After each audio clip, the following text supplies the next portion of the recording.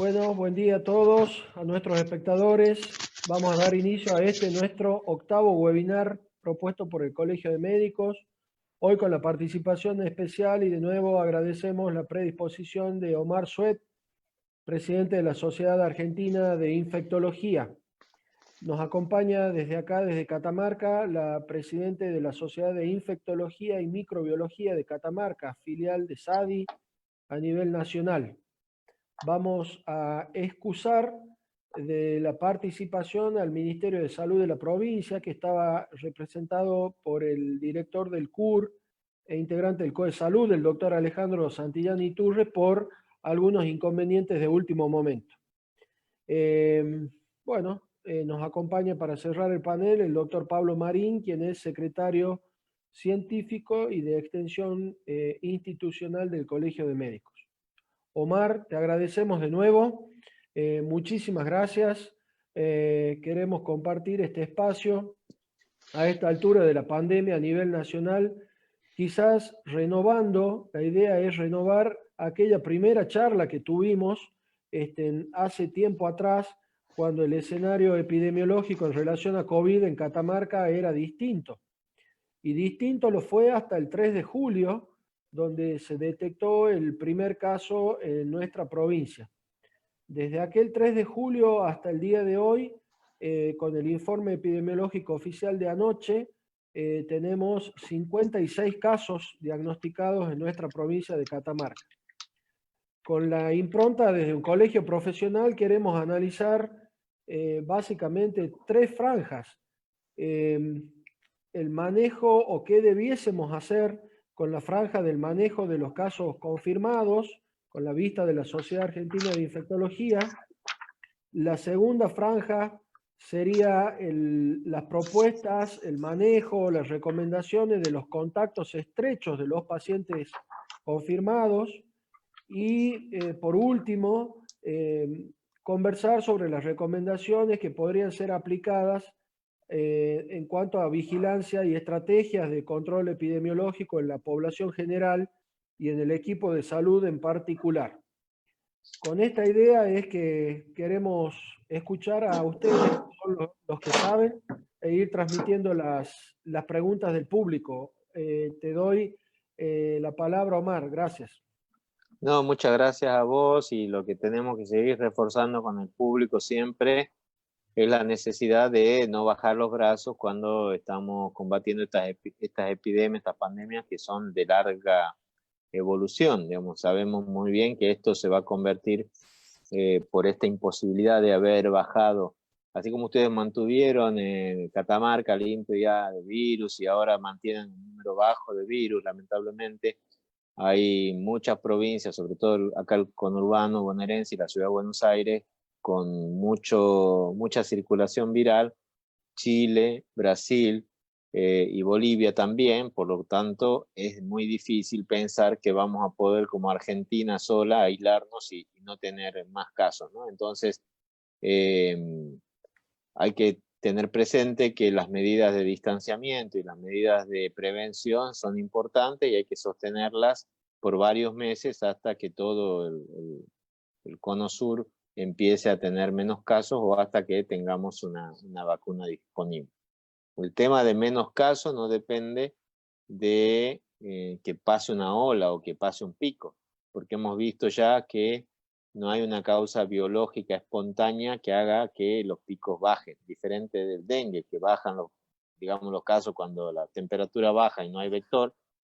En este caso, en esta enfermedad, el virus se sigue diseminando, la población todavía, hay menos del 10% de la población que está afectada, con lo cual tiene mucho terreno todavía para continuar, y apenas bajamos las medidas de distanciamiento, se aprecian brotes, ¿no? Lo que pasó en Necochea, lo que pasó en muchas otras ciudades, que en Córdoba, digamos, pasaron 3 picos, no porque ya hayan bajado las medidas, sino porque la dinámica del brote también hace que haya brotes en geriátricos, brotes en hospitales y brotes en pueblos, en barrios muy vulnerables. Entonces acá lo que hay que primar en Catamarca en este momento es mantener el distanciamiento en las personas, limitar en los lugares donde hay mucha transmisión la circulación, y definir un poquito más estos 50 casos. Yo la verdad que no tengo la información de estos 50 casos. Sé que el primer caso de Catamarca fue un transportista que llegó allá, pero no sé si los otros 49 casos están relacionados a este transportista o no, o si han sido otras introducciones virales, y si todos estos 49 restantes son casos secundarios a un contacto directo, o si ya tienen circulación viral, en cuyo caso las medidas a tomar pueden ser diferentes. Pero en este momento de la epidemia, por suerte, solamente muy poca afectación de las camas de terapia, de los servicios de internación, lo que tienen es que tratar de minimizar al máximo la transmisión de esos 50 hacia otras personas. ¿Y eso cómo lo hacemos? Bueno, con un excelente estudio de contactos, una búsqueda en terreno de todas las personas que estuvieron en contacto con esos casos 48 horas antes del inicio de los síntomas, y dependiendo de la capacidad y de los recursos, extender esta búsqueda a otras personas. ¿Por qué digo extender? Porque uno cuando tiene casos se concentra en los pacientes sintomáticos. Y si logramos capturar todos los pacientes sintomáticos, perfecto. Y si nos sobra el tiempo, y si nos sobran los recursos, y nos sobra la PCR, podemos eventualmente considerar aumentar la búsqueda de casos asintomáticos entre los contactos estrechos. ¿Por qué no lo hacemos de movida? Porque muchos de esos contactos estrechos, quiero decir, vos tenés hoy coronavirus, yo voy a tu casa, le puedo hacer a la PCR a tus familiares y posiblemente encuentres algún caso positivo que es asintomático, pero seguramente esos familiares tuyos mañana o pasado van a tener síntomas, entonces yo puedo esperar a que desarrollen síntomas si no tengo muchos recursos y si no tengo, y digamos, si tengo el sistema funcionando al límite, ¿no? Total, la conducta de tus familiares no va a cambiar, porque toda tu familia va a tener que estar 2 semanas encerrada y aislada por haber tenido contacto con un caso positivo, ¿no? Entonces, en ese sentido, la decisión de hacer o no hacer PCR a los contactos en el momento de la detección del caso índice, otra vez, repito, depende de la disponibilidad de recursos local, porque a nivel nacional lo que exigimos, lo mínimo que tenemos que hacer es por lo menos poner en aislamiento a todos sus contactos, ¿no? Identificar y poner en aislamiento. Si queremos hacer más, podemos hacer más. Las normas nunca van a frenar a hacer de más, pero sí van a cuestionar que se haga de menos. Fabiana. Hola Omar, gracias por estar de nuevo y por hacernos parte de todo esto. Quería aclarar que no somos todavía filial de la SADI, pero muchos estamos tratando de ser socios, ya lo hemos charlado con Omar. Coincido plenamente, Omar, y es algo que con Guillermo y con Pablo hemos hablado y hemos discutido mucho. Y bueno, lo que sucedió es lo que yo había dicho en aquel momento, qué capacidad de respuesta teníamos cuando apareció el primer caso. Creo que fue buena, pero hubo algunos errores, no sé si errores, algunas debilidades no tenidas en cuenta, no previstas demasiado.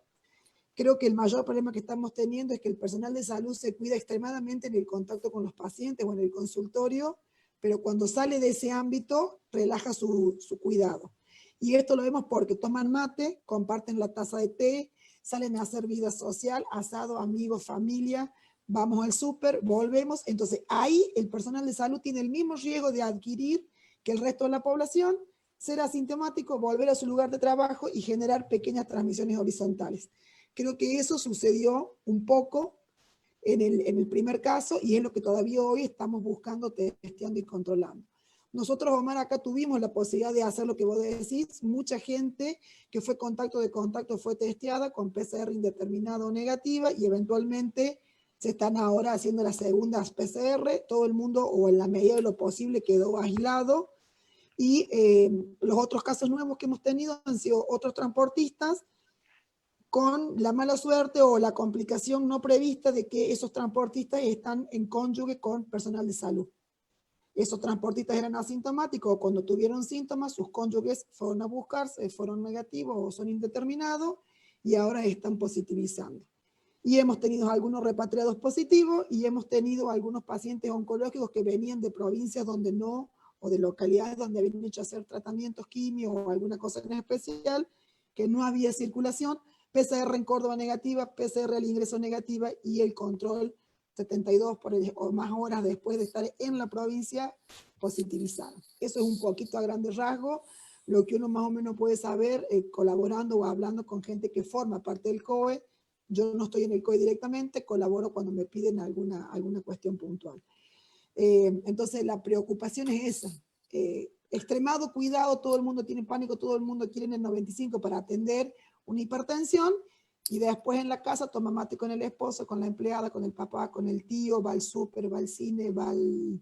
etcétera, Eso es etcétera, importantísimo etcétera. Y poder ahí tener... creo yo que es donde no estuvimos claros desde arriba para abajo y de abajo para arriba en ese contacto, en ese fortalecer. Si yo vuelvo a mi casa, yo médica que estoy en 3 sanatorios, circulo lo menos posible en el sanatorio, tengo equipo de trabajo distinto para cada sanatorio, máscara y barbijo distinto para cada sanatorio. En mi casa con mi marido no tomamos mate desde abril, no usamos la misma bombilla, y creo que eso es lo que los protejo yo a ellos y ellos a mí, porque si mi marido se contrae el virus trabajando y es asintomático, yo puedo serlo. Entonces creo que eso no quedó muy claro entre los colegas, o no fuimos muy firmes en decirlo. Estábamos, creo que algo como relajados porque veníamos no teniendo virus, y creo que eso fue un baldazo y que ahora está poniendo una dinámica de trabajo diferente, y que bueno, rápidamente estamos entre comillas pudiendo responder. ¿Cuán eficaz vamos a hacerlo? Lo que decíamos los otros días en el grupo de SADI, que de acá a 10, 15 días, que es cuando Exacto. tengamos la primera vuelta completa de cadena de transmisión. Pero bueno, creo que todo sirve, y como siempre digo, aprender de los errores, cambiar rápidamente el rumbo y seguir, porque somos poquitos, muchos trabajamos en más de un lugar, y va a ser imposible pedir que solamente se trabaje en un solo lugar, porque no va a haber capacidad del sistema para hacer eso. Sí, una de las cosas que es importantísimo que refuercen, sobre todo con la universidad o con quien puedan, es desde ahora el centro de búsqueda de contacto, quiero decir, el seguimiento, la búsqueda de seguimiento de contacto. La OPS y el Ministerio de Salud de la Nación tienen un sistema que se llama GoData, que permite traquear, digamos, los síntomas de los pacientes identificados como personas en aislamiento, para poder llamarlos, y si no, digamos, hay que llamarlos todos los días a todos los contactos de estas 50 personas, que estimo que serán 200, 300 personas que tendrán identificadas, que están en aislamiento, pero sí que hay que hacer la búsqueda, la llamada diaria, para estar seguros de que están en sus casas, que no están saliendo y que están asintomáticos. Y si se ponen sintomáticos, reforzarles la necesidad de seguir en aislamiento, testearlos, por si son ya, digamos, pues ya son casos sospechosos, ya son sintomáticos de un contacto directo,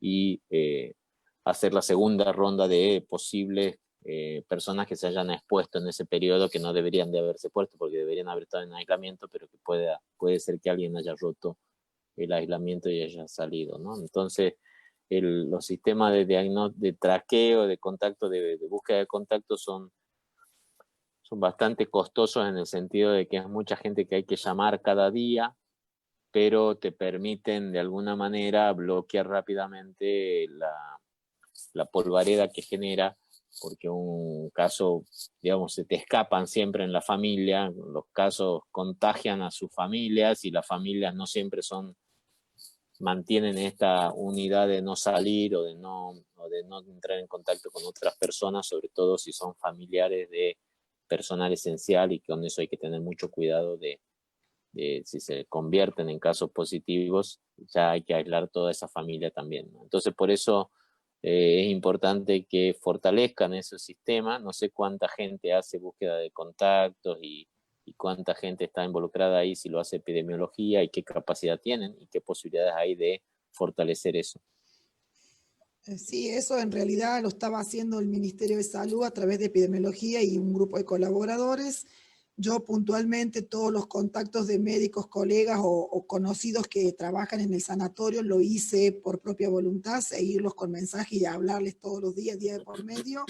Todos aquellos colaboradores que han estado en contacto con esta gente, que se han comunicado a mi teléfono, yo me he tomado el atrevimiento de seguirlos por fuera de lo que el ministerio seguramente también los está siguiendo.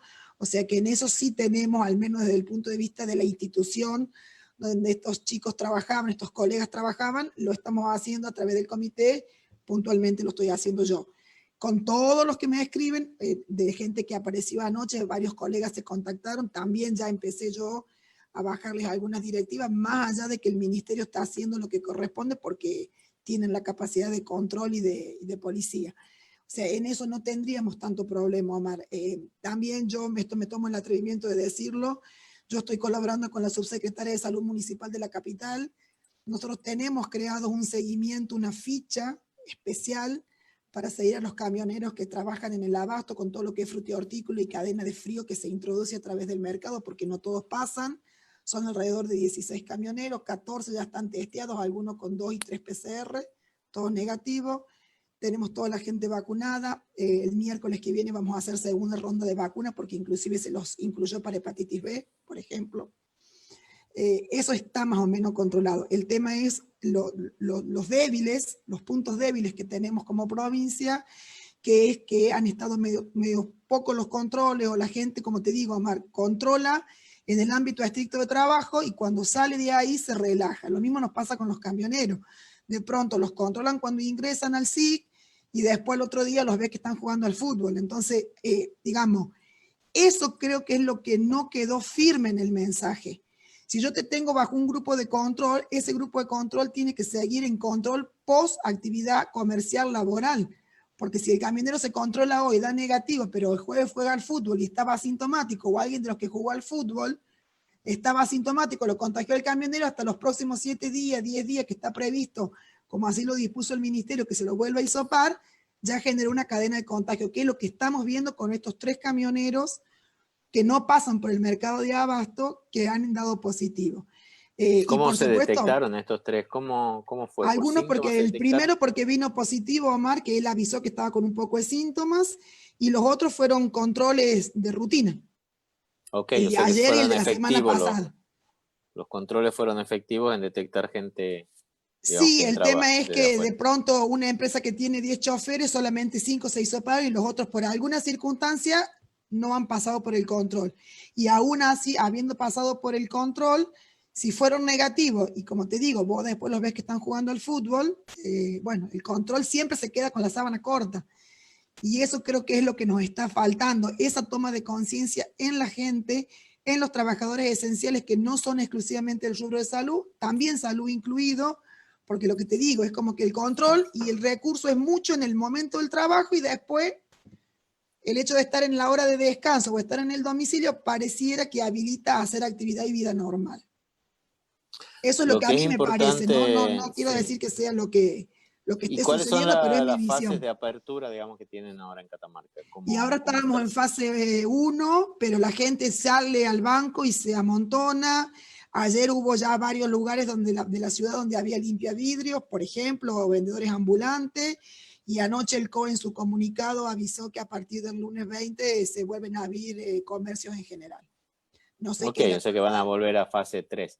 Entonces, lo que tenemos que tratar, yo creo que hay que tener claro, y el Colegio de Médicos tiene que tener claro aquí, que esta posibilidad de hacer la búsqueda de contacto, el seguimiento de la búsqueda de contacto, está bueno que lo estén haciendo, pero es posiblemente el servicio que más rápidamente se va a saturar y que más rápidamente hay que fortalecer en este momento. Porque esto es lo que primero se satura cuando empiezan a aparecer más casos. Si ustedes de estos 200, 300 que tendrán en este momento en aislamiento, en seguimiento domiciliario, aparecen 10, 15 casos más positivos, eso claramente les va a generar un montón de nueva tarea, ¿no? Entonces creo que sería muy importante poder contactar a distritos que tienen mucha experiencia en esta búsqueda de contactos, básicamente a Córdoba, a la Ciudad de Buenos Aires, a la provincia de Buenos Aires, sin que la Ciudad de Buenos Aires o la provincia la hayan hecho bien, pero digo, no digo que la hayan hecho mal, pero que no ha sido suficiente. Pero poner en contacto a tomar conciencia de la necesidad de fortalecer la sala de situación, el equipo de vigilancia epidemiológica que tiene que hacer la búsqueda y la búsqueda de contacto y el aseguramiento de que las personas estén en su casa en domicilio, y eso creo que tiene que ser rápido y tiene que ser urgente, por las dudas puedan volver a tener más casos, digamos, que vayan apareciendo rápidamente. Además, una de las cosas que ustedes dijeron acá que tienen mucha razón, digamos, es la definición de a qué pacientes van a tener que hacerles PCR cuando entren a la provincia. Digamos, no es que la provincia esté sellada y es imposible sellar la provincia o pelear para que se selle, pero hay que tener previsión, así como están haciendo con los transportistas, tratar de llegar a todo el universo de transportistas para seguir haciendo las evaluaciones, a todas las derivaciones. Posiblemente sea una buena conducta mantener las derivaciones de ciudades de alta circulación viral, al menos las de Buenos Aires y provincia de Buenos Aires, mantenerlas en aislamiento 72 horas y hisoparlas para estar, antes de asumirlas como sospechosas de COVID, eventualmente si no tienen a nadie internado en el hospital de COVID, en ese hospital hasta que tengan definido que no son COVID y poderlos dar de alta. Y a los repatriados también, el aislamiento y la PCR, sobre todo si vienen de lugares, y a los que vuelvan de Buenos Aires, ¿no? Y limitar obviamente o poner en cuarentena a cualquier persona que llegue de áreas de circulación Buenos Aires y Resistencia. El tema después que está es el tema de la serología, ¿no? Todo el mundo pelea por la serología y hay poca evidencia de su uso a nivel individual, pero su uso a nivel de sistema de vigilancia y de vigilancia epidemiológica puede ser útil, puede ser un valor interesante a agregar, por ejemplo, además de las PCR, una vez al mes o cada 15 días en los transportistas, porque pueden dejarte más tranquilo, digamos, si ya tienen PCR positiva y si tienen la IgG positiva y la PCR ya negativa, quizás es una persona que durante 2 o 3 meses más no hace falta que le sigas repitiendo PCR, digamos, no porque no es para darle rienda libre para que se infecte, pero la posibilidad de que si se confirma que ya pasó una infección en Buenos Aires, tiene una PCR negativa, que ya no está contagiando, la IgG ya es positiva, la posibilidad de que vuelva a tener una PCR positiva o que se infecte y transmita a otras personas es muy baja. Entonces, quizás se puede considerar solamente para estos casos, repatriados, transportistas o derivados desde afuera, como para hacer. Y después, eventualmente, como un estudio epidemiológico en personal de salud para saber si ha habido transmisión horizontal. El mensaje tiene que ser claro, como decía antes, el mensaje al personal de salud que tienen que prohibirse los desayunos, las meriendas y los almuerzos en grupo en los hospitales, porque es el lugar donde se contagia la gente. Tienen que cada uno comer a 2 metros de distancia de otro, o en su propio office, en forma individual, porque son justamente las situaciones que han generado transmisión horizontal en todos los hospitales aquí en Buenos Aires, y hay que aprender de eso. Y el cuidado afuera de la casa, obviamente, aunque en ese caso es cierto que Catamarca no tiene un riesgo alto de contagiarse fuera de la casa. No sé si han tenido casos de comunicación, de circulación comunitaria. Se han tenido de estos 50, hay casos sin ningún nexo epidemiológico. No, en principio lo que sabemos no, pero entonces, como te digo, si abren la fase 3, digamos, hay que tener esa pequeña tolerancia por ahí, que si abren la fase 3, lo que va a haber que hacer es reforzar la búsqueda de todos los contactos, reforzar la búsqueda de todos los estudios de vigilancia, pero claro, quiero decir, el riesgo hoy en Catamarca de infectarse es mucho más alto para los contactos de los casos que han venido o para los contactos de gente que se repatria o gente transportista o gente que trabaja en el personal de salud que fuera del personal de salud, ¿no? Entonces, eso por ahí para no generar de alguna manera también dar algún changüí a la gente de que puede tener alguna fase de pseudo normalidad en algunas cosas, pero si la provincia dice que no hay que juntarse con 10 personas, no hay que juntarse con 10 personas. No sé cuáles son los límites. Acá en Buenos Aires no se puede hacer nada por ahora hasta mañana, que recién se va a empezar otra vez a los comercios de vecindad. Pero hay otras provincias como Tucumán, como Rosario, que han abierto bares, que han permitido el contacto hasta 10 personas. En ese sentido, si ustedes tienen visión de abrir en algún momento algunas actividades, hay que seguir haciendo hincapié en la comunicación, que mientras menos contacto de diferentes familias haya, es mejor. Quiero decir, vos podés juntarte con tu marido y tus hijos, o salir a un bar entre tu marido y tus hijos, y eso es menos riesgo que si salen tus hijos con todos sus amigos, porque eso van a transmitir a todas las otras familias. Es el concepto de burbuja que usan algunos países. Entonces vos te manejes con tus burbujas solamente, o con otras burbujas, con otras familias que no estén en contacto con gente de alto riesgo, con gente inmunodeprimida, con gente mayor de 60, porque si tu hijo está infectado y habla con su hijo, y ese hijo habla con su amigo, y su amigo se sale con su amigo, y su amigo tiene una abuela de 90 años viviendo con él, es una situación difícil, ¿no? Esos son conceptos que desde lo comunicacional es importante transmitir, seguir limitando al máximo la interacción de grupos muy separados que puedan estar en contacto con gente mayor, y seguir limitando la transmisión horizontal en los hospitales, claramente.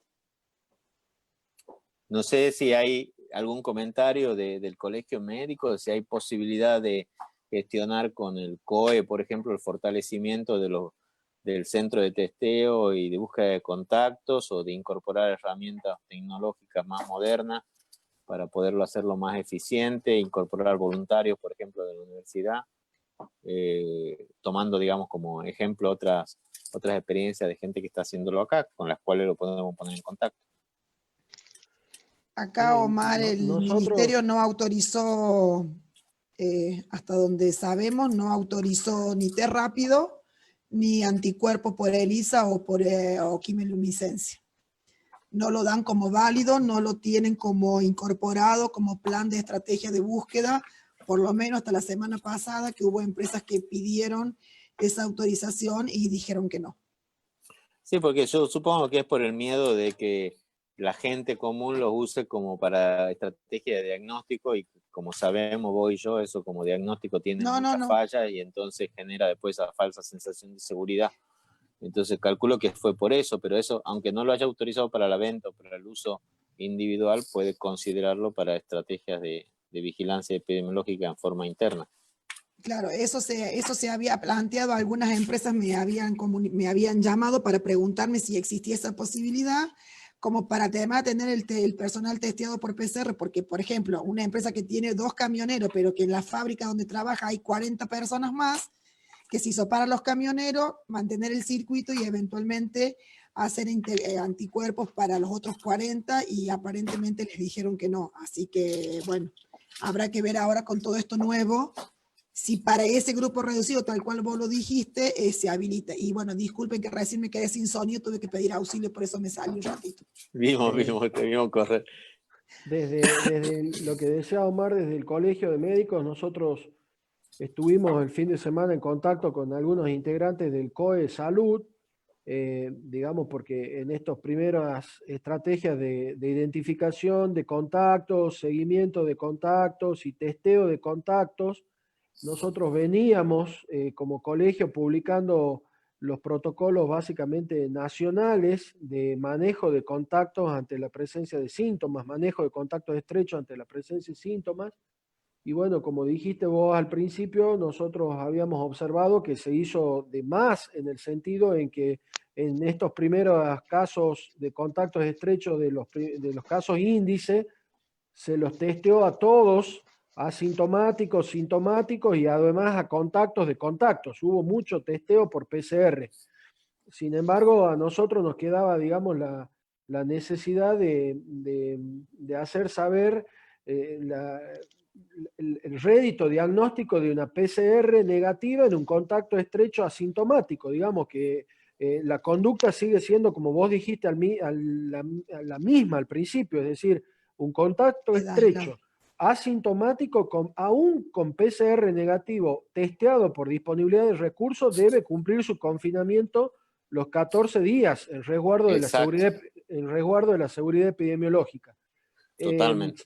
Sabemos que hay un grupo de 30 a 40 personas que, según se nos informó como colegio, trabaja en este traqueo y seguimiento de contactos, pero bueno, como vos decís, lo vamos a proponer para reforzar ese sistema que, a medida que pasan los días, obviamente también como nos advertiste en el primer webinar, cuando te contábamos cómo nos preparábamos nos dijiste, si ahora están cansados de preparar el sistema, cuando empiecen a tener que hacer esto que estamos haciendo ahora, van a tener que recurrir a estudiantes de enfermería, a estudiantes de trabajo social, a la universidad, y bueno, es un poco que está sucediendo eso. Así que lo vamos a solicitar como colegio, vamos a seguir con esa articulación, pero volviendo a las franjas iniciales, el manejo de los casos positivos, me parece que todos ya conocemos los criterios de sospecha. Ante una PCR positiva, el sistema de salud local tiene su hospital que prevé el aislamiento por categoría de enfermos. Nos generaba esto, porque la comunidad médica lo plantea y tiene muchas dudas al respecto. El rédito de la PCR en contactos estrechos asintomáticos, que no cambia la conducta de confinar igual, y la estrategia o el rédito diagnóstico de la PCR aplicada en grupos poblacionales de riesgo por más que sean asintomáticos. Es decir, porque se pide mucho control a los transportistas. ¿Cómo lo controlamos? ¿Con los test serológicos es momento ahora o PCR? Eso nos gustaría que quede claro como colegio. Sería de aplicación PCR a los transportistas. Bueno, vamos por parte. La PCR en pacientes asintomáticos, contactos estrechos de caso positivo, puede dar positiva en 3-4% de los casos. ¿sí? 4%. 3% es lo que, 3-4% es lo que me informaron de Córdoba, que es lo que están haciendo ellos. Entonces, a ellos les sirve, quiero decir, todo lo que se haga de más, como yo decía antes, está bien, mientras tengamos recursos y tiempo, no está mal. Ahora, el tema es tener claro lo que vos decías antes, eso 3 o 4% es gente que vos detectás en el periodo presintomático.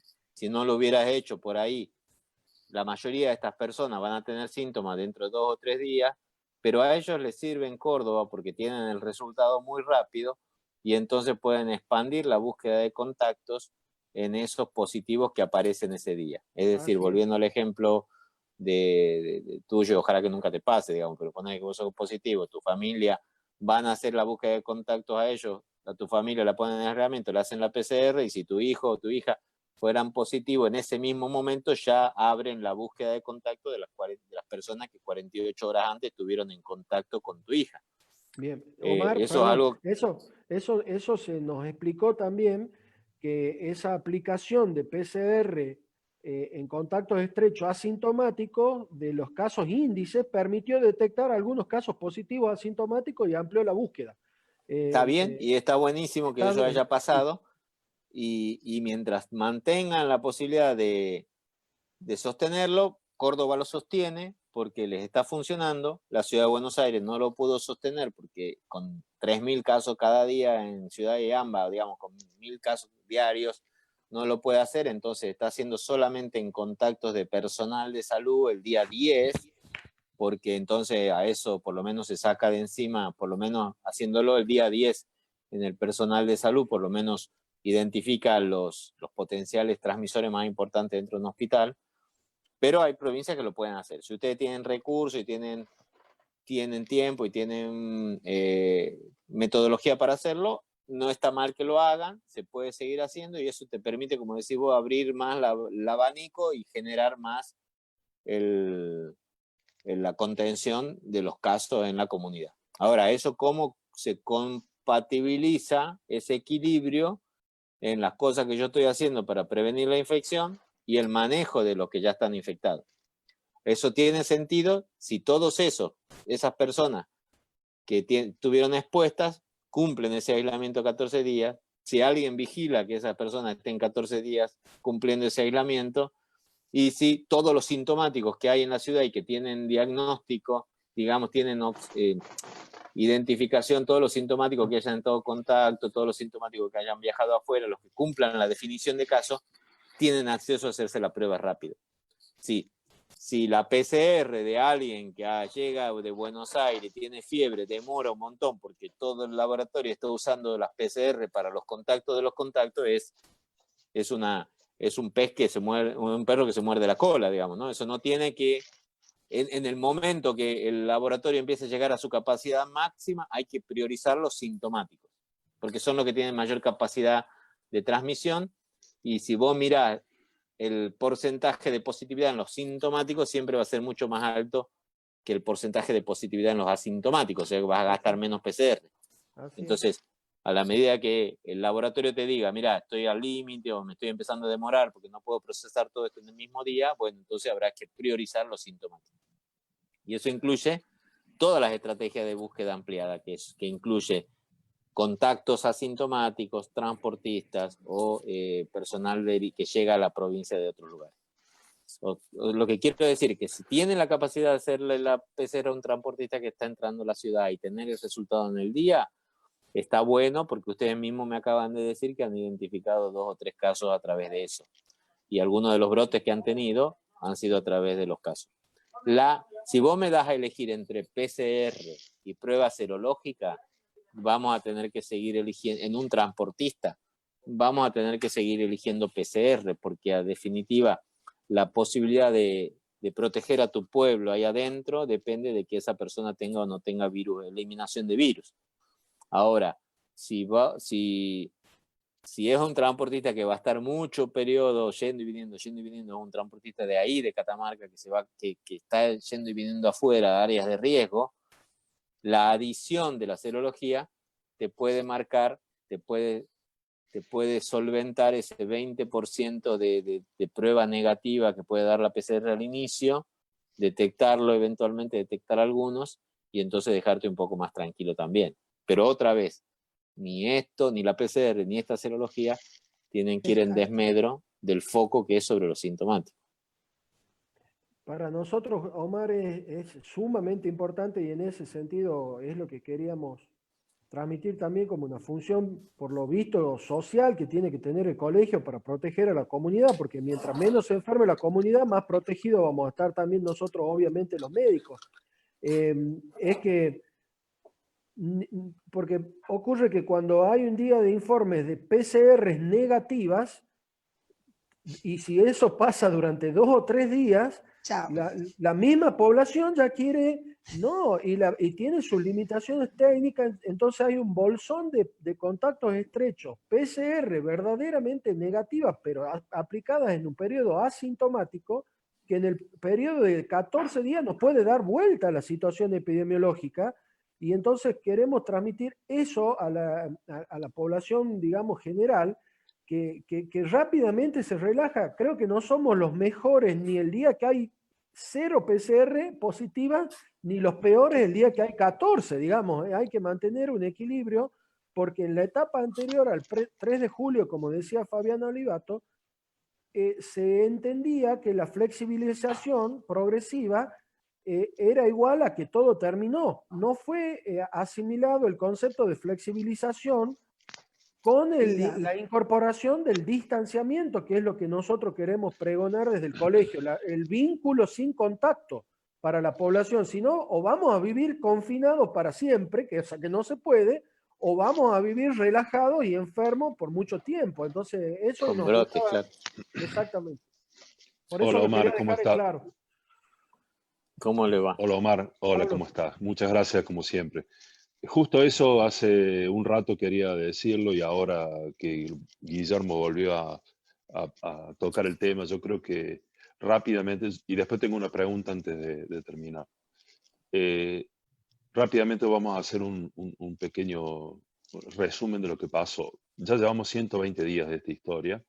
Los primeros 80 días estuvimos con o 60 días estuvimos con mucho miedo en Catamarca, preparándonos mucho, y se han hecho muchísimas cosas.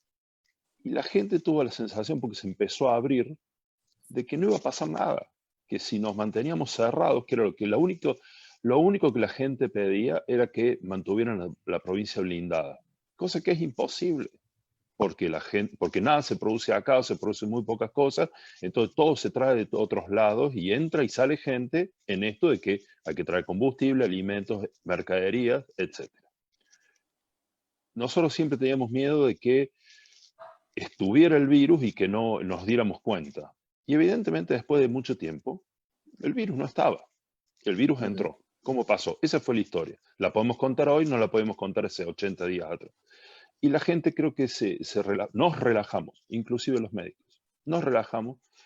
Y los días previos al 3 de julio era realmente un panorama de normalidad. Y lo que yo creo que los médicos no hemos dicho y enseñado verdaderamente, porque lo dijimos, pero no lo dijimos como tiene que ser, y yo creo que les está pasando y les va a empezar a ustedes también pasar en Buenos Aires, a partir de ahora, es que los médicos tenemos que pregonar la nueva normalidad. Y la tenemos que vivir nosotros también la nueva normalidad. Porque si nosotros no la vivimos como ejemplo social, es muy difícil transmitirla a la gente. No va a haber nunca más normalidad hasta que esté la vacuna. Eso está claro. Exacto. La normalidad de hace 120 días no va a estar. Hay una nueva normalidad. Y la nueva normalidad implica muchas cosas menos que la vida que teníamos.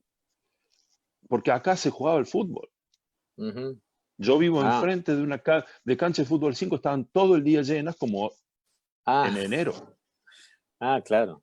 Entonces, esa normalidad ficticia que vivimos nos pegó en la cara. Entonces, Ok. esto tiene que hacernos entender lo que significa la nueva normalidad.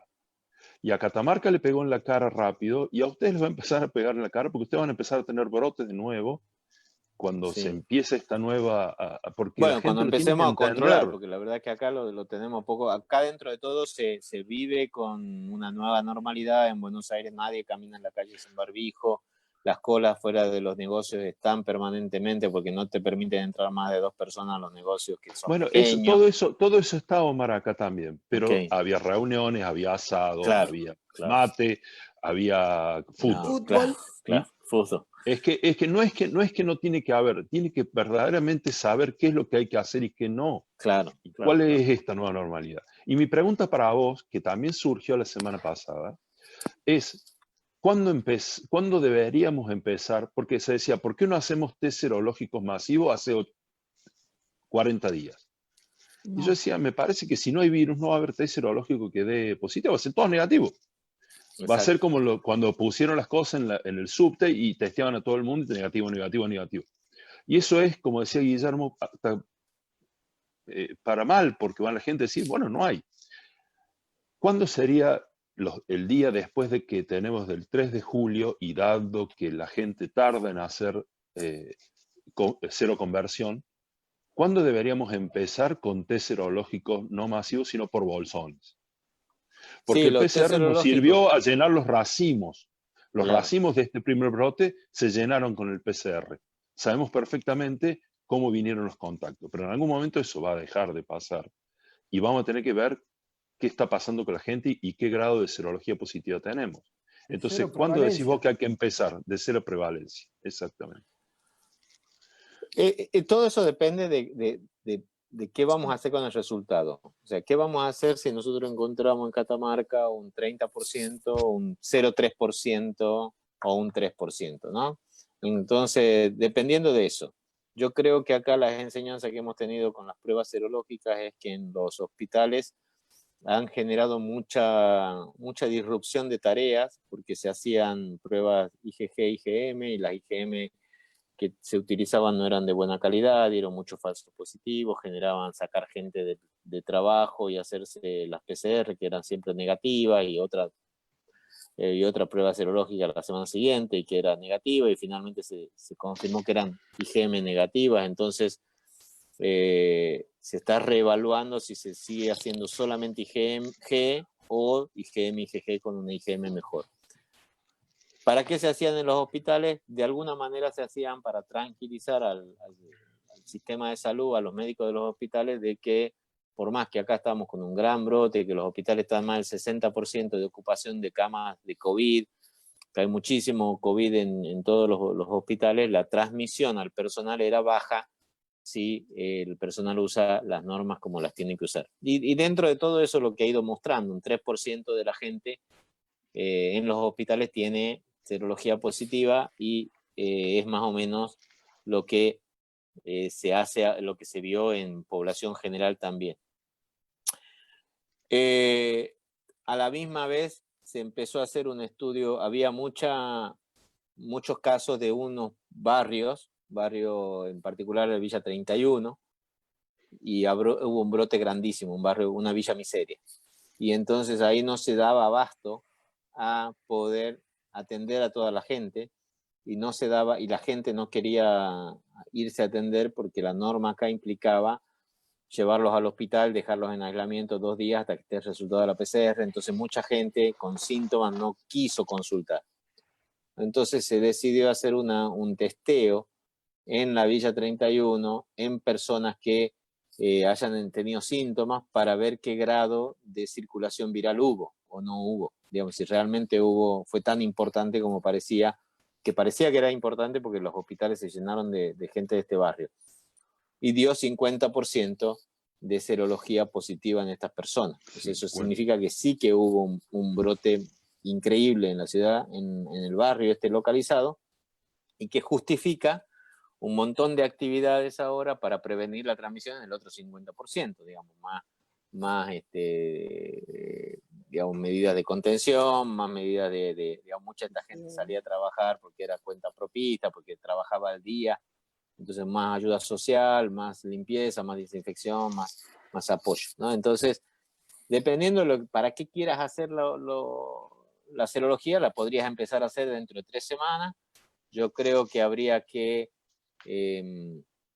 darle más bolilla a replicar el plan detectar que a gastar tiempo en la serología. El plan detectar ha sido una de las cosas que tanto acá en la Ciudad de Buenos Aires, en la provincia de Buenos Aires y en el Chaco ha demostrado ser muy eficaz, y es esa búsqueda casa por casa de los equipos de salud. Una vez que encontrás el primer caso en un barrio vulnerable, empezar a peinar esos barrios casa por casa preguntando quién tiene síntomas, y el que tiene síntomas hisopado, y si lo podés aislar, lo aislás, y si no lo podés aislar, lo dejás en el barrio, pero con poca limitación de la circulación, digamos, ¿no? Cuando entras en brote grande. Ustedes tienen capacidad para aislar todavía, entonces búsqueda casa por casa, sintomático, encuesta de sintomático, y asintomático lo cargas, lo hisopás y te lo llevas, y a la familia la venía a buscar mañana si la PCR es positiva para avisarle del aislamiento y todo lo demás. Ese plan detectar me parece que sería bueno ahora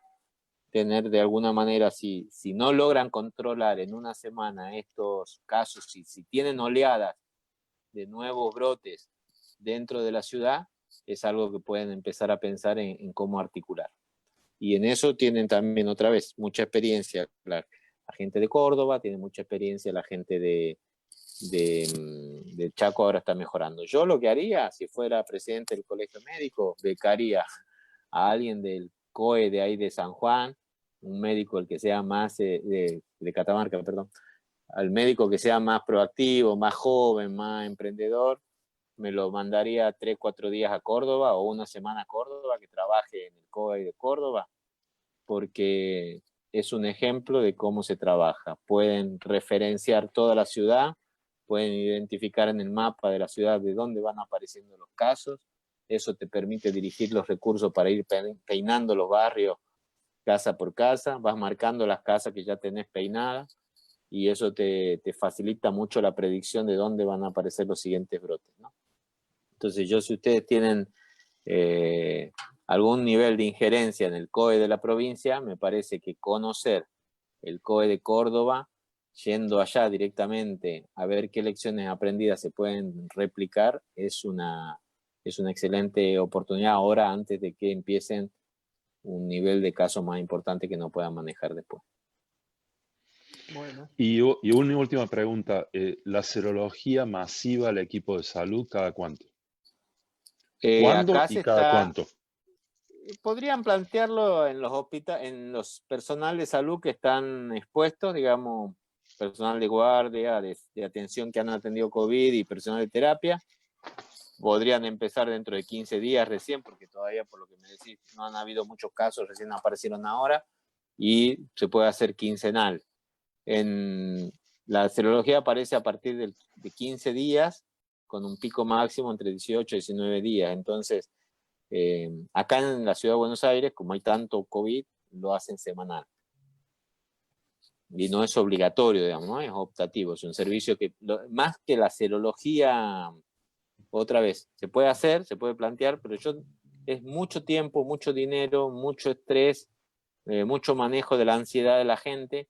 Yo más que la serología plantearía en cada hospital, en el servicio de salud laboral, de medicina laboral, una guardia, digamos, una promoción activa, que cualquier persona ante mínimo síntoma que vaya y se testee con PCR, porque así podés detectar la circulación rápidamente si es que llega a haber un brote intrahospitalario. Y eso se puede plantear en todos los hospitales grandes de ahí, y que va a ser más útil que hacerle serología al personal.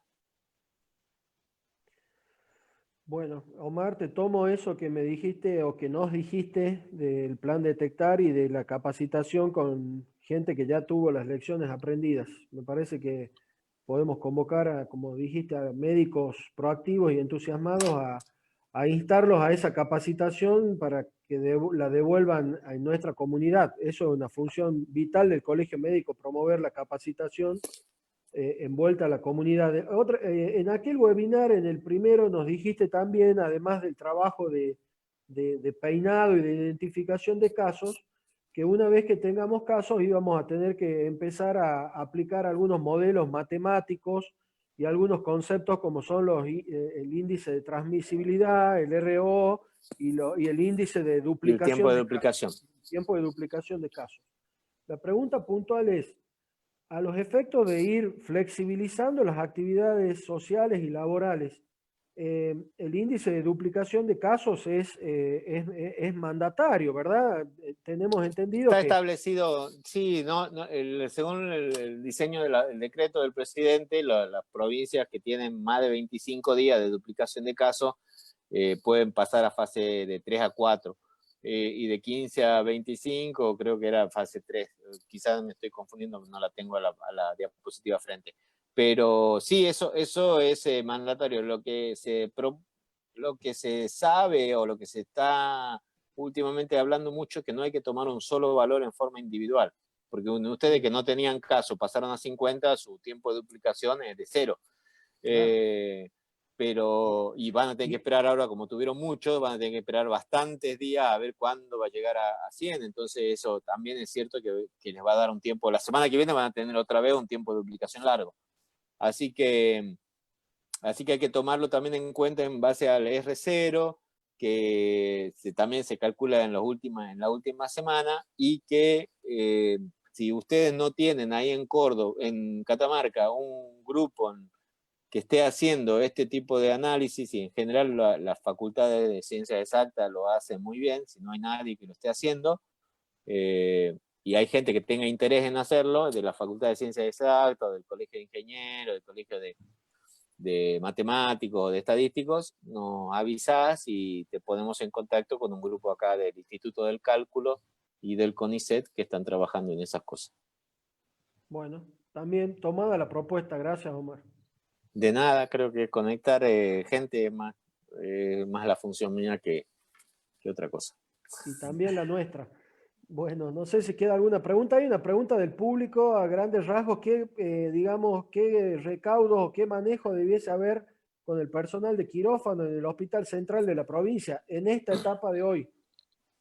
En esta etapa es seguir las indicaciones que tiene la Sociedad Argentina de Cirugía y la SADI, que recomienda el uso de EPP y el uso de N95 para el anestesista o el equipo que hace lo que sería la intubación, y el uso de N95 solamente si la cirugía es una cirugía de alto riesgo, digamos, si es una cirugía de bajo riesgo. Y decimos que son de alto riesgo cuando son cirugías que abren la vía digestiva, o que tienen, digamos, o que son cirugías pulmonares. Si hay que usar EPP con N95 para todo el personal, entonces no habría riesgo y no necesitas hacerle a los pacientes ningún tipo de estudio previo. En algunos lugares se promueve la PCR prequirúrgica en pacientes no graves, porque obviamente los graves tienen que proceder directamente a la cirugía con EPP. o la radiografía o la tomografía en función de la disponibilidad y en función el riesgo epidemiológico, es decir, si hay muchos casos o si el paciente viene de afuera, de lugares donde hay mucho COVID, en esos casos se podría considerar, en función de eso, la posibilidad de pedir o no la radiografía o la tomografía o la PPD o la PCR, pero no debería ser un tema mandatorio, porque si usa uno el EPP, con eso es suficiente. ¿Y por qué se hace? Bueno, porque hay algún estudio que muestra que las personas que tenían COVID tienen una peor evolución y que después hay que hacer el seguimiento, digamos, de cuando esa persona va a una sala, sobre todo si es una sala general, ¿no? Entonces, en ese sentido, esa es la indicación. EPP con N95 para las cirugías comunes para el anestesista, con N95 para todo el equipo para las cirugías abdominales o respiratorias, y el eventual, la PCR, en función de la disponibilidad del recurso y de dónde venga el paciente. Dos cosas. Nosotros tuvimos un webinar de estos con todos cirujanos europeos, y también ahí no es un solo criterio. En Italia hacían PCR a todo el mundo, en Francia no hacían ninguno para entrar a operar. Y acá en Argentina hay centros como el Hospital Italiano que le hacen a todos, y hay la mayoría de los centros que no le hacen a ninguno, se le hace solamente al que sospechan o se cuidan muchísimo, en el que ya tiene confirmada la enfermedad. Así que eso es bastante desparejo dentro del propio país y dentro del propio mundo. En el mismo sentido, hay alguien del público que pregunta cómo cuidarse en un consultorio. Yo creo que eso es crucial, porque todo el mundo en el quirófano va cuidado. Pero en el consultorio entra y sale gente. En consultorio, los consultorios nuestros son de menos de 6 metros cuadrados, todos los consultorios. Entonces ahí todos tratamos de hacer menos de 15 minutos, estar con máscaras faciales, pero bueno, yo creo que un poquito de recordar eso le va a ayudar a todo el mundo, que es la mayoría de los médicos que están en eso. Y sí, ahí Fabiana quería decir algo y la dejo decir algo y de paso contestar esta pregunta que la sabe ella tanto como yo, o mejor. Gracias. No, yo quería decir lo que me estaban hablando de cirugía, porque esta mañana me habló la jefa de anestesia del hospital y tuvimos algunas situaciones con algunos cirujanos también. Volvemos a lo mismo de siempre, y yo creo que ya lo he dicho hasta el cansancio y lamento ser reiterativa, pero parece que no queda claro, y ahora que lo dijo Omar, capaz que lo toman más en cuenta. PCR solamente confirma si es positiva, no descarta si es negativa. Si es negativa 48 horas antes, no invalida que yo me proteja dentro del quirófano. Si es positivo y es un urgente porque es un COVID positivo y además tiene una apendicitis aguda, lo tengo que resolver con N95 aún siendo positivo. Eso ya lo he dicho millones de veces, hoy lo volvimos a decir, y eso es una conducta de seguridad con circulación, sin circulación.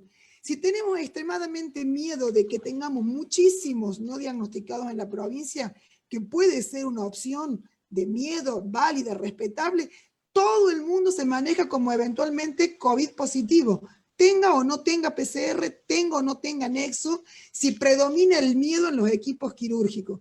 Por favor, ya no pongan más en duda lo que les estamos diciendo desde el 30 de marzo. PCR sirve si es positiva, no descarta si es negativa. Ya no duden más de eso, ni de mí, ni del colegio, ni del COE, ni de nadie. Omar acaba de volverlo a ratificar, lo que tiene sobrada experiencia. Eso por un lado. Segundo punto, ¿qué es lo que hacen en muchas maternidades? Y esto sí quiero hacerlo público porque eso habrá que verlo en adelante. Pero no es para protección del cirujano ni del anestesista, es para protección del recién nacido. PCR en embarazada, cesárea programada 48-72 horas antes y eventualmente además anticuerpo, si es un lugar de altísima circulación, porque vamos a ir a buscar mamás asintomáticas para proteger bebés recién nacidos. Que ese bebé no vaya a la sala con la madre, que no lo bese la madre, que no lo amamante la madre. No vamos a proteger al cirujano. El cirujano se va a proteger con EPP adentro del quirófano, madre positiva, madre negativa. PCR en embarazada y eventualmente anticuerpo solo para protección del bebé, no de los equipos quirúrgicos. Eso también ya lo he dicho bastantes veces, lo vuelvo a decir públicamente, más allá de que el ministerio tenga otra postura. Yo creo que es lo que corresponde, Omar lo acaba de decir también. Y los colegas, por favor, apegarse a la norma, dentro y fuera del quirófano, dentro y fuera de los grupos familiares. En los sanatorios ya sabemos que todos los espacios son chicos, las ventilaciones no son las mejores, algunos sanatorios cumplen mejores criterios que otros porque son más nuevos, pero a ver, nada invalida el cuidado general que venimos pregonando hace 120 días. Barbijo quirúrgico a partir de ahora para todo el mundo, porque ya dejamos de ser cero. Todo el mundo que va a hacer una atención de paciente debe tener barbijo quirúrgico y máscara facial o antiparra. Si de pronto es un administrativo que está detrás de un vidrio, solamente con que se lave las manos entre paciente y paciente y use el barbijo social es suficiente. También lo hemos dicho hasta el cansancio, lo volvemos a ratificar públicamente. Si yo entre mi consultorio y lo que fuera que me separa del paciente no tengo espacio para ventilar, no ventilo, pero la puerta siempre la dejo un poquito abierta, repaso la manija, abro la puerta yo y me lavo las manos, la mesada y la camilla ya no tenga cubrecamilla de tela, entre paciente y paciente un trapo húmedo con alcohol, con lo que sea, con agua de última, sobre la camilla, sobre la mesada, ya no más saludar con la mano ni con el beso a los familiares ni a los pacientes, o sea, eso ya lo hemos dicho desde el 1 de marzo, o sea, por el colegio, por el círculo, por el ministerio, por la sociedad científica, en reuniones individuales, en los diferentes comités. Creo que si volvemos a preguntar esto después de 120 días, me siento frustrada, creo que no hemos aprendido nada. Entonces creo que ya no discutir más sobre lo que ya se ha dicho con buen criterio y que hace todo el mundo, no es que lo hace solamente Catamarca porque lo dice yo, o porque lo dice Omar, es porque es la norma general mundial. Ya eso no cabe más discusión, no perdamos tiempo en eso. Vamos adelantándonos a las próximas 3 semanas. Ya entendieron. ¿Querés enojarte más? No, porque es como que perdemos tiempo hablando de lo que ya venimos diciendo y que se ha dicho en todos lados del mundo. O sea, miremos para adelante 3 semanas qué es lo que se nos puede venir y donde podemos hacer agua. Bueno, Fabi, ¿querés enojarte más? Yo puedo poner más leña en el fuego, si querés. Me acaba de pasar una pregunta en privado uno de los miembros de la comisión directiva del colegio, preguntando, ¿lo hago o no lo hago? Omar. Sí lo hago. Sí lo hago. Para Omar. Dale, la última, porque tengo otra. Sí, ya sé. Le pasaron del hospital COVID al hospital general una NAC, una neumonía adquirida de la comunidad, con un solo PCR negativo. Si eso está bien, pregunta. Ay, no está bien. No está bien. No está bien. Y hay que estar muy seguro de que no sea una... Bueno, hay que ver cuál es la NAC, hay que ver la placa, hay que ver los gases, hay que ver el oxígeno y hay que ver los laboratorios. Si hay una mínima sospecha de que pueda ser COVID, hay que mantenerlo como COVID hasta que se demuestre lo contrario, porque las neumonías, digamos, las PCR ya sabemos, 20% negativo, y no sería raro que una PCR fuera negativa y después otra positiva. ¿Cuáles son los hallazgos para ver si puede ser COVID? Obviamente, si tuvo el mínimo contacto con un caso de COVID, ya está. Ese nunca lo deriven de nuevo a un hospital general ni a una sala general. Ese se queda en COVID hasta que sea COVID, hasta que, digamos, estemos muy, muy seguros, porque si tuvo un contacto y tiene epidemiología clínica, bueno, ya está. Si la radiografía es bilateral, el infiltrado es intersticial, en la tomografía se ve vidrio esmerilado, eso es muy probable que sea COVID. Ahora, si es una neumonía lobar típica o una neumonía abscedada o un derrame pleural, eso es muy raro que sea COVID. Y después si tiene hipoxemia, si tiene LDH alta, bueno, claramente eso apunta más a COVID. Entonces, es preferible esperar una segunda PCR y estar seguro que no es, salvo que todo esto lo demás ayude al diagnóstico de que realmente es una neumonía bacteriana o de otra causa, ¿no?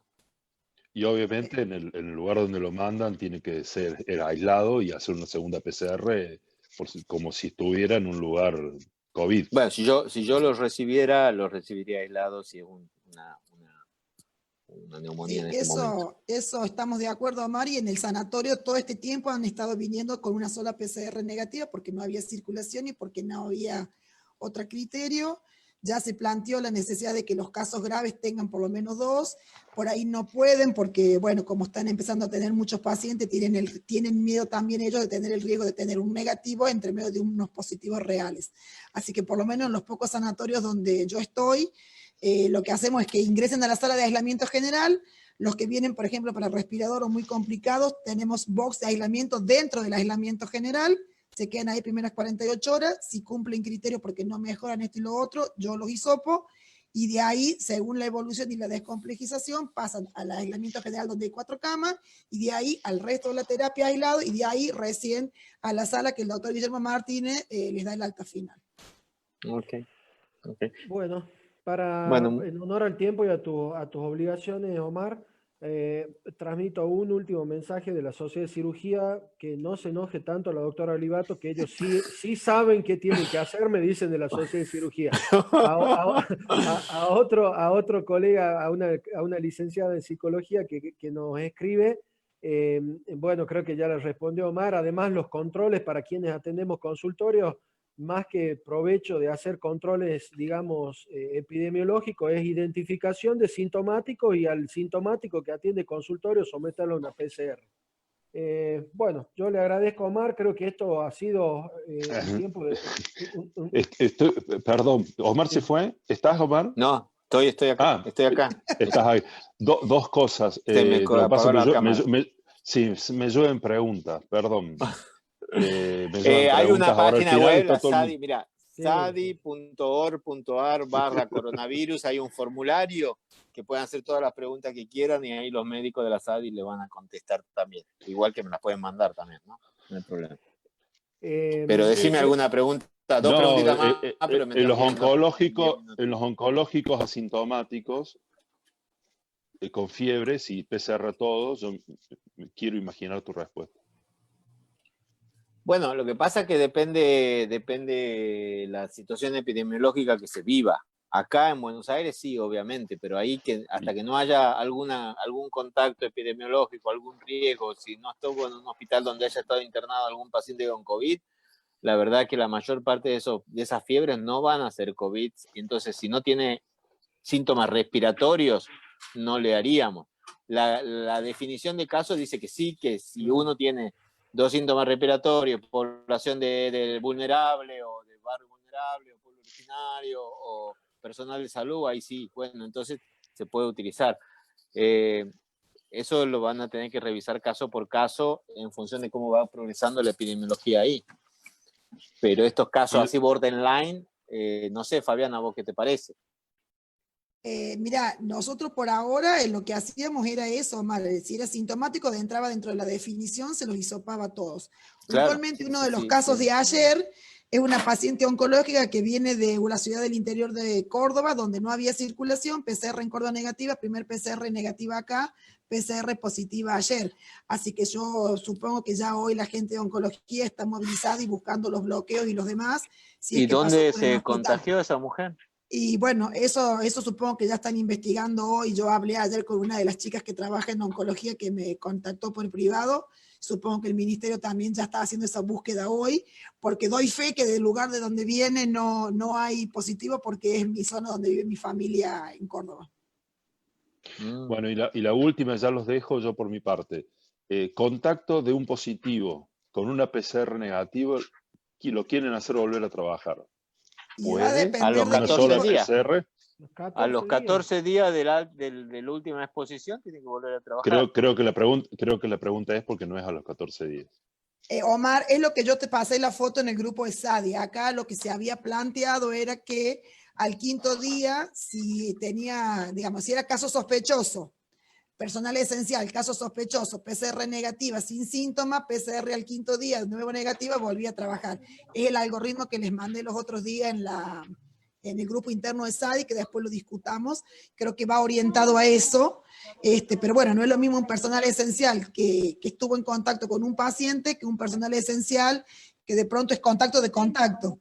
Entonces habrá que ver cada caso. Yo creo que sí, yo no vi eso, lo que me habías mandado todavía, no lo vi, pero la recomendación todavía del Ministerio de Salud es que contacto estrecho es 14 días. En España se hicieron intentos de achicar a 7 días el aislamiento post contacto en el personal de salud y fue uno de los problemas que tuvieron porque algunas de estas personas después de la segunda PCR el periodo de incubación es cierto que es 5 días y la mayor tasa de positividad de la PCR es en el 7º y el 10º día pero medicina es medicina, ya sabemos que siempre hay casos, digamos, vacas sueltas que se escapan, entonces con que se te escape un caso que te positivice la PCR el día 13 y lo metes en una terapia intensiva, tenés un problema. Entonces yo creo que a eso se discutió ayer aquí mismo en Ciudad de Buenos Aires, sí, porque estamos con dificultad de personal en las terapias intensivas porque la cantidad de casos que hay, y se decidió no innovar por ahora, dejar los 14 días del último contacto como la medida de los contactos estrechos, ¿no? Como la medida para dar el alta. Pero lo podemos discutir, Fabiana, no lo vi al documento que me lo mandaste. Te lo vuelvo a pasar después. Dale. Bueno. Para cerrar, yo creo que estos espacios tienen un objetivo que es el aprendizaje. En este tiempo de cuarentena y de todo lo que nos está pasando, estamos aprendiendo. Aprender significa incorporar alguna habilidad, destreza, un conocimiento que nos cambie una conducta. En definitiva, creo que ese es el mensaje que desde la Sociedad Argentina de Infectología también nos dejan. La sociedad no tendría que exigir que también nos pasó el nombre de los infectados para generar una conducta. Creo que el cambio de conducta para asumir esta nueva normalidad es vincularnos sin tener contacto a más de 2 metros, tapaboca, nariz, menos de 15 minutos y con las medidas de higiene. Y el cambio de conducta en nosotros como profesionales es no tener un resultado para ver cómo asistimos a un paciente, sino hacerlo siempre con los elementos de protección personal, como se explicó, y hoy entendemos mucho más la fuerza que tenía el pedido que hacíamos antes del 3 de julio de que se suministren nuestros elementos de protección personal, y por eso hemos adherido a la ley para que realmente nos lleguen a todos. Creo que eso es el mensaje, que mientras no haya vacuna, el cambio de conducta tiene que ser social y en nosotros, y tenemos que estar vinculados de otra manera y protegidos con nuestros elementos. Los saludo a todos, muchas gracias. Muchas gracias, Omar, muchísimas gracias. Muchas gracias, hasta luego. Chao, Omar, Hasta gracias luego, a todos. gracias. Gracias.